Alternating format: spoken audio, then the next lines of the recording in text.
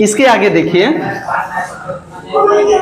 अगर यही वितरक नियम थोड़ा सा हम पलट दें, अभी इसके पहले हमने पहले ऋण पहले किया था और धन बाद में, और उसको पलट दिया जाए। जैसे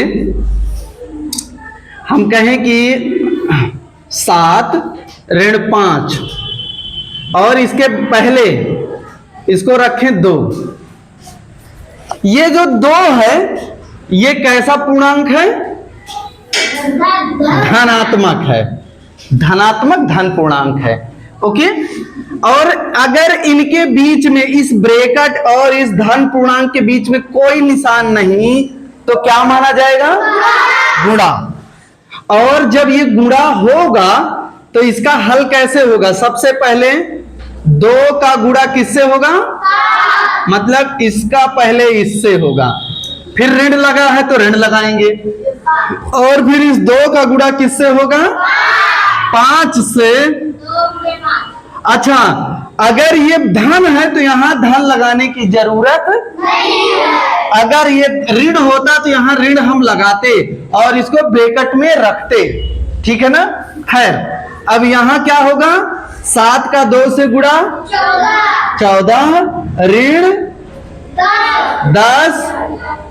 अब जरा बताइए, 4, इसको चाहे धन 4 कहिए चाहे धन 4 कहिए या केवल 4 लिख दीजिए, एक ही बात है। ओके, चलिए आइए एक और देखते हैं। अच्छा, जैसे हमने कहा 2 गुणा 3 गुणा 4 गुणा 5, तो बहुत लंबा हो जाएगा भैया, चलो इतने करते हैं। अब इसको देखिए, इसको हल करने के लिए हम चाहे इधर से गुणा करें या चाहे तो इधर से गुणा करें। ओके, अगर हम इधर से गुणा करते हैं तो सबसे पहले इनका गुणा होगा तो क्या हुआ? ये 6 और गुणा हुआ 4 से तो कितना हो गया? ये 24 आया। अगर यही गुणा हम 2 गुणा 3 गुणा 4 फिर से करते हैं, पहले इनका कर लें तो ये कितना होगा? 12, और 12 का 2 से गुणा करते हैं तो 24। उत्तर तो वही आया ना? इससे निकल के ये आता है कि गुणा करते समय चाहे हम पहले बाएं से गुणा करें या दाहिने से गुणा करें, उत्तर वही आएगा, ठीक है ना? अच्छा, एक और बात देखिए भैया, अगर कहीं हम भूल बस हमने कहा 2 गुणा 5 गुणा 4 गुणा 3 और गुणा, अब क्या होगा? परिणाम इसका क्या होगा? चाहे जितनी बड़ी संख्या हो उसका परिणाम क्या होगा? 0 हो जाएगा भैया, ठीक है ना?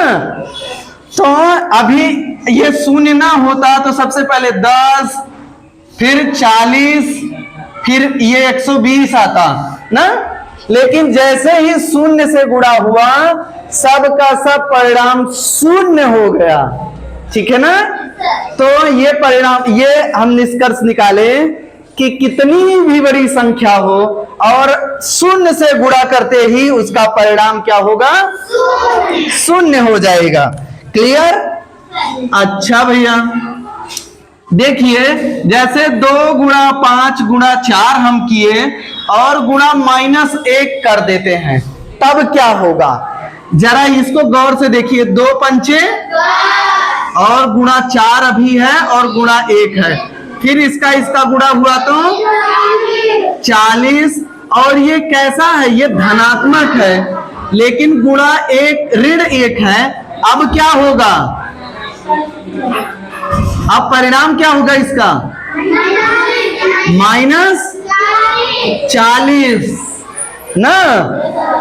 ये जो धन है ये जो ऋण है, ये दोनों लोग गुणा करके इसके परिणाम को ऋणात्मक बना देंगे, ठीक है ना?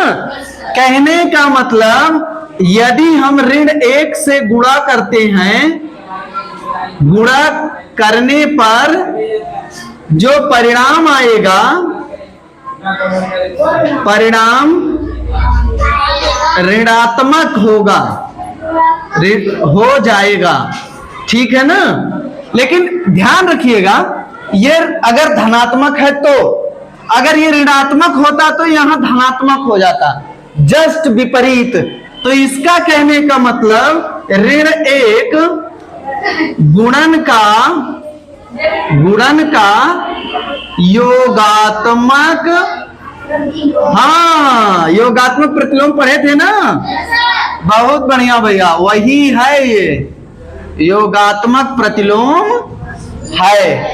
तो ऋण एक से जैसे हम गुणा करेंगे, अगर जैसे ऋण 10 का गुणा ऋण 1 से होता है तो ये धन 10 हो जाएगा, और अगर 10 का गुणा ऋण 1 से होता है तो ऋण 10 हो जाएगा। उत्तर वही रहेगा जो पहली संख्या थी, लेकिन बस इसका जो धनात्मक है वो ऋणात्मक, जो ऋणात्मक है वो बदल जाएगा। इसीलिए ऋण 1 को गुणन का योगात्मक प्रतिलोम कहते हैं, ठीक है ना। शून्य से गुणा करने पर सब कुछ शून्य हो जाएगा। यहां अगर ऋणात्मक है तो कुछ इस तरह से होगा, ठीक है ना।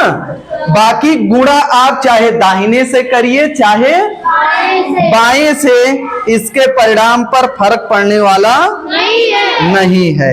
ओके, तो कुछ ये भी तथ्य थे, इनको भी नोट कर लीजिए और आइए अपनी प्रश्नावली पर।